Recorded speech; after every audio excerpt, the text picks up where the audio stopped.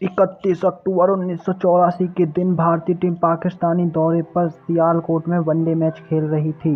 इससे पहले 2 test draw हुए थे और पहला वनडे इंडिया हार चुका था।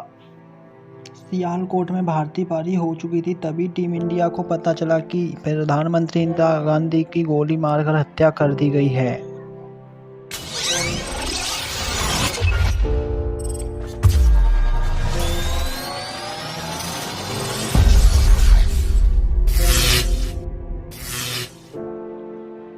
31 अक्टूबर 1984 सियालकोट में इंडिया बनाम पाकिस्तान दूसरा वनडे मैच। इससे पहले 2 टेस्ट ड्रॉ हुए थे और पहला वनडे इंडिया हार चुका था। सियालकोट के क्रिकेट मैदान के आसपास कोई भी होटल मौजूद नहीं होता था। टीमों को लाहौर से 2 घंटे की ड्राइव के बाद सियालकोट पहुंचना पड़ता था। इसके लिए मैच की सुबह 4 बजे खिलाड़ी जागते थे और 5:30 बजे तक उन्हें लाहौर से निकलना पड़ता था। मैच के बाद थकान से भरे खिलाड़ी एक बार फिर 2 घंटे की ऊबड़-खाबड़ राइड लेकर लाहौर पहुंचते थे। सुनील गावस्कर की ये भारतीय टीम इस लिहाज से काफ़ी किस्मती थी क्योंकि सियालकोट में कुछ ही वक्त पहले एक होटल बंद खड़ा हुआ था। मैच शुरू हुआ और इंडिया ने टूर की अपनी सबसे अच्छी परफॉर्मेंस शुरू की। हालांकि पहले 2 विकेट्स बहुत ही जल्दी गिर गए, लेकिन फिर संदीप पाटिल और कर्नल यानी दिलीप वेंगसरकर ने शानदार बैटिंग शुरू की। दोनों ने 143 रन की पार्टनरशिप की। इस पार्टनरशिप के दौरान ही स्टेडियम में एक फ़ोन बजा।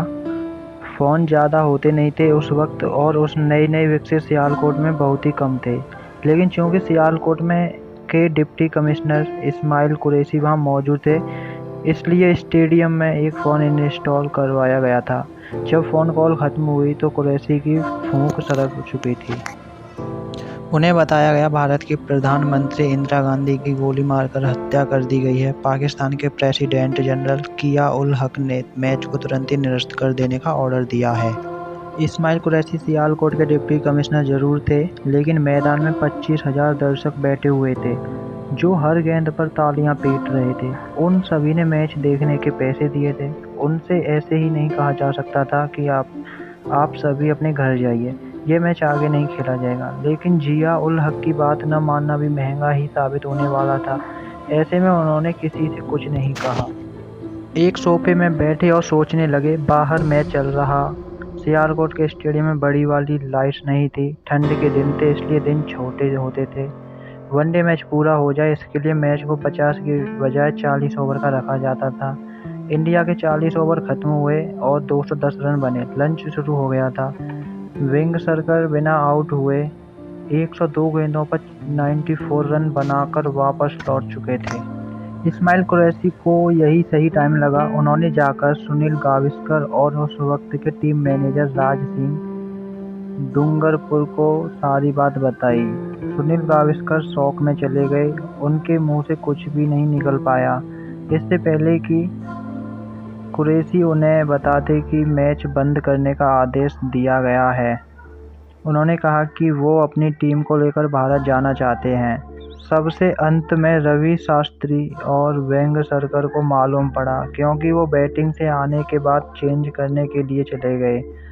दोनों के दोनों रोने लगे। वेंगसरकर ने अपने करियर की सबसे बेहतरीन इनिंग्स खेली थी और कुछ ही मिनटों में उन्हें देश की प्रधानमंत्री की हत्या की खबर मिली थी।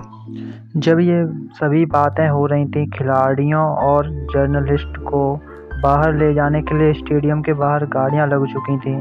सामान उनमें लादा जाने लगा। कुरैशी के सामने अब और भी बड़ी समस्या थी। 25,000 सियालकोट वालों को घर भेजना था। मैदान में दंगा विरोधी पुलिस स्टैंड बाएं पर मौजूद थी। इस्माइल कुरैशी ने अनाउंस किया, भारत के प्रधानमंत्री को गोली लगी है, मैच कैंसिल किया जा रहा है। इंदिरा गांधी पाकिस्तान में काफ़ी पॉपुलर नहीं थी। सियालकोट भारतीय बॉर्डर के काफ़ी नज़दीक था और वहाँ के लोगों को दोनों देशों के बीच हाल ही में हुए 65 और 71 के युद्धों के दौरान काफ़ी मुसीबतें झेलनी पड़ी थीं। क्रॉस बॉर्डर एक्शन की वजह से उनका जीवन काफ़ी मुश्किल हो चुका था, लिहाजा उन्होंने इस तरह से प्रतिक्रिया दी। मदन लाल, जिनकी पैदाइश पंजाब में हुई, कहते हैं कि टीम के सभी लोग डरे हुए थे, लेकिन मदन लाल का डर अलग ही था, क्योंकि दिल्ली एयरपोर्ट पर जब वो उतरे तो बाहर एक भी शख्स दिखाई नहीं दे रहा था। इस्माइल कुरैशी ने बेहद अच्छे तरीके से मामला संभाला। उनके प्रयासों से कोई भी अप्रिय घटना नहीं हुई और किसी भी प्रकार की हिंसा नहीं घटी। इसके चलते उन्हें खूब सराहा गया और 1987 के विश्व कप में उन्हें पाकिस्तान के हिस्से आए मैचों की देखरेख का जिम्मा सौंपा गया।